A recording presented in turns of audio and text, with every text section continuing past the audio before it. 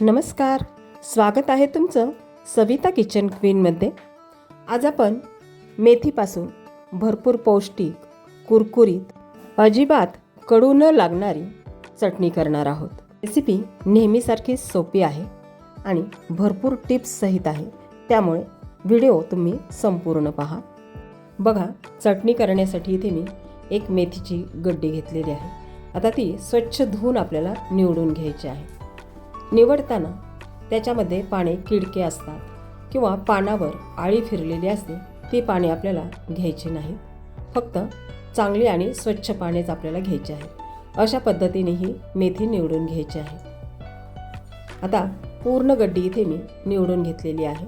अशा पद्धतीने जर मेथी कोवळी असेल तर तिच्या थोड्याशा काड्या घेतल्या तरीही चालतात. इथे आपल्याला मेथी चिरून घ्यायची नाही. मेथीची चटणी करण्यासाठी सुरुवातीला आपल्याला काय करायचे, एका कढईमध्ये तेल गरम करायचे आणि त्यामध्ये कांद्याचे काप घालून तळून घ्यायचे आहेत. कांद्याचे काप आपल्याला चांगले कुरकुरीत होईपर्यंत तळून घ्यायचे आहेत. आता कांद्याचे काप तळण्यास थोडासा वेळ लागतो, कारण कांदे हे ओले असतात. कांदे तळण्यास कमीत कमी 3 ते 4 मिनटं लागतात. बघा, कांदा ओला जर राहिला तर चटणी आपली जास्त दिवस टिकत नाही. त्याच्यामुळेच आपल्याला कांदा चांगला कुरकुरीत होईपर्यंत तळून घ्यायचा आहे. अशा पद्धतीने आता इथे कांदा चांगला तळला गेला आहे, तो आपण काढून घेऊया. आता हा तळलेला कांदा काय करायचा, आपल्याला तारेच्या झाऱ्यावर काढायचा आहे आणि दुसऱ्या झाऱ्याने या कांद्याला असं दाबून घ्यायचं आहे. कांद्यामध्ये जास्तीचं तेल हे निघून जाईल आणि कांदे आपले कोरडे होतील. या चटणीमध्ये ओल्या कांद्याऐवजी तुम्ही वाळलेला कांदासुद्धा वापरू शकता, तो सुद्धा छान लागतो. आता त्याच्यानंतर आपल्याला याच्यामध्ये घालायचं आहे शेंगादाणे. तर इथे मी पाऊण वाटी शेंगादाणे घेतलेले आहेत. आता हे शेंगादाणे आपल्याला थोडेसे तळून घ्यायचे आहेत. त्यानंतर आपल्याला बाकीचे इन्ग्रेडियंट याच्यामध्ये घालायचे आहेत. या स्टेपला आपल्याला गॅसची फ्लेम ही लहान करायची आहे. आता आपल्याला थोडीशी चिंच घालायची आहे. त्यानंतर इथे मी काश्मीरी लाल मिरच्या 3 घातलेल्या आहेत. आता हे दोन्ही जिन्नस थोडेसे तळून घ्यायचे आहेत. बघा, चिंच तेलात तळल्यामुळे चिंच कुरकुरीत होते. शिवाय मेथीची भाजीसुद्धा कडवट असते आणि या चिंचेमुळे मेथीचा कडवटपणा जाणवत नाही. त्यानंतर इथे मी 8 ते 10 पाकळ्या लसणाच्या घातलेल्या आहेत आणि थोडासा कढीपत्ता घातलेला आहे. आता हे सर्व जिन्नस छान आपल्याला तळून घ्यायचे आहेत आणि ताटलीमध्ये काढून थंड करून घ्यायचे आहेत. खरंच तुम्ही अशा प्रकारची चटणी कधी केली का? आणि केली असेल तर तुमची पद्धत मला नक्की कळवा. आता हे शेंगादाणे, तळलेला कांदा, लसण वगैरे सगळं आपल्याला चांगलं थंड करून घ्यायचं आहे बरं का. आता याच्यानंतर आपल्याला काय करायचं आहे, मेथी तळायची आहे. मेथी तळताना महत्त्वाची टीप तुम्हाला सांगते. मेथी तेलामध्ये टाकली की पटकन आपल्याला याच्यावर झाकण ठेवायचे आहे, नाहीतर खूप तेल बाहेर येते आणि हातावर सुद्धा येण्याची शक्यता असते. म्हणून तेलात मेथी टाकल्याबरोबर पटकन झाकण टाका. एखाद्या मिनिटानंतर झाकण उघडायचं आहे आणि मेथी चांगली अशी हलवून घ्यायची आहे. या स्टेपला मेथीतून तेल बाहेर येत नाही. आता ही मेथी चांगली कुरकुरीत होईपर्यंत तळून घ्यायची आहे. बघा, दुसरी टीप म्हणजे तुम्ही मेथीची भाजी उन्हात वाळवू शकता आणि नंतर ती तळून या चटणीमध्ये घालू शकता.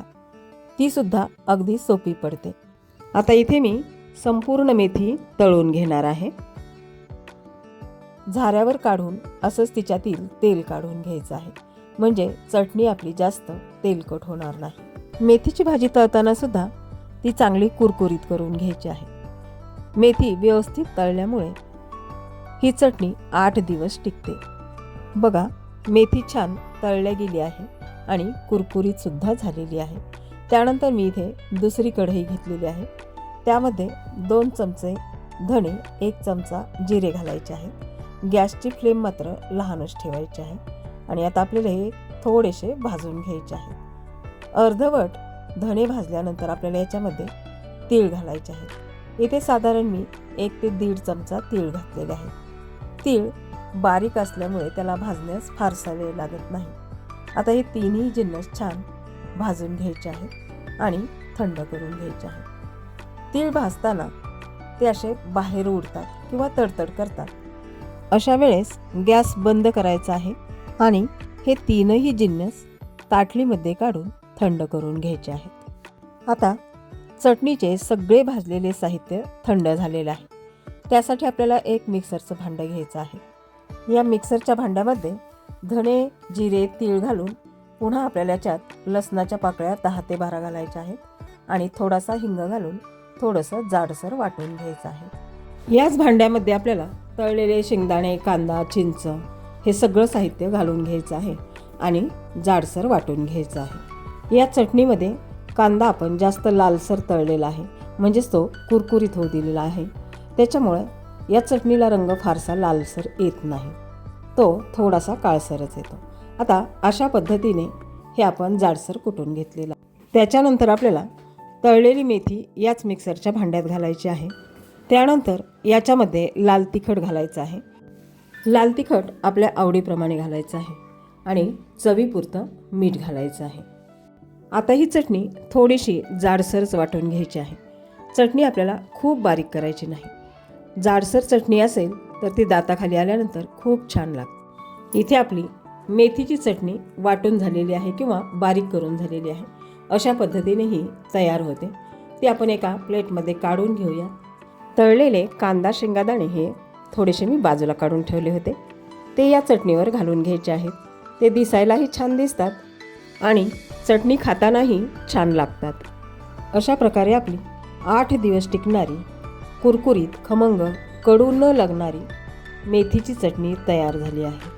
ही चटणी तुम्ही नक्की करून पहा आणि चॅनलला लाईक, शेअर, सबस्क्राईब नक्की करा. पुन्हा भेटूयात अशाच वेगवेगळ्या रेसिपीमध्ये. तोपर्यंत धन्यवाद.